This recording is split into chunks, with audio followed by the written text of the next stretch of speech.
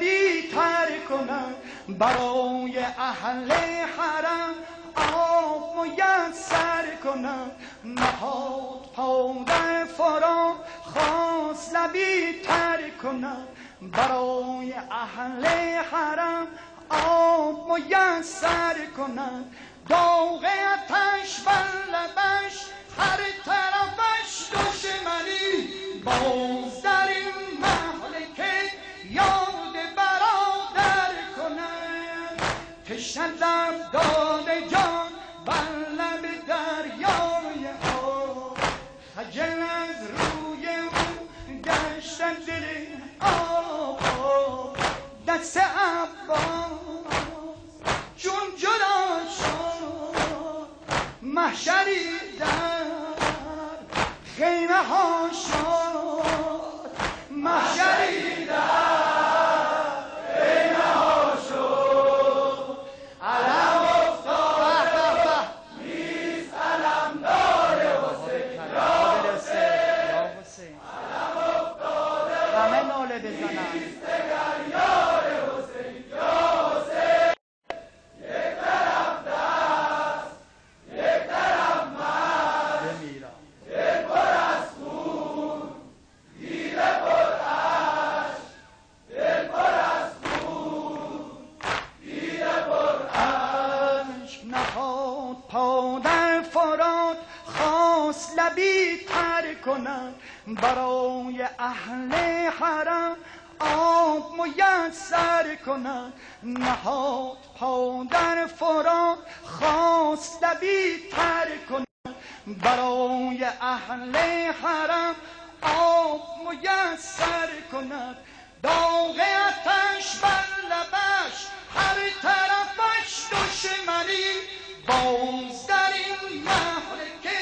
یاد برادر کنم تشنه لب داده جان بر لب دریای آب خجل از روی او گشتن دل آب دست عباس چون جدا شد محشری در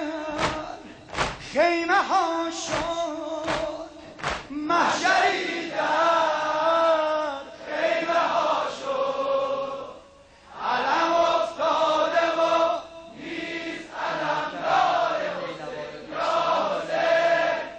علم افتاده و نیست دگر یار حسین یا حسین یک طرف دست یک طرف مشت دل پر از خون دیده پر اشک دل پر از خون دیده پر اشک تو آمد از ارقمه نوای ادرک اخا بگفت ای برادر ز پا فتادم بیا چو آمد از ارقمه نوای ادرک اخا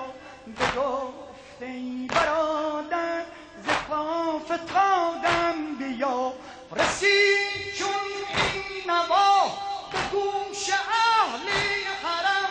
ز آب بگذشتم و به لب همه این نوا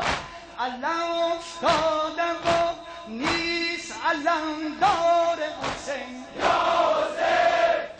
علم افتاده و نیست دگر یار حسین یا حسین یک طرف دست یک طرف مشت دل پر از خون دیده پر اشک دل پر از خون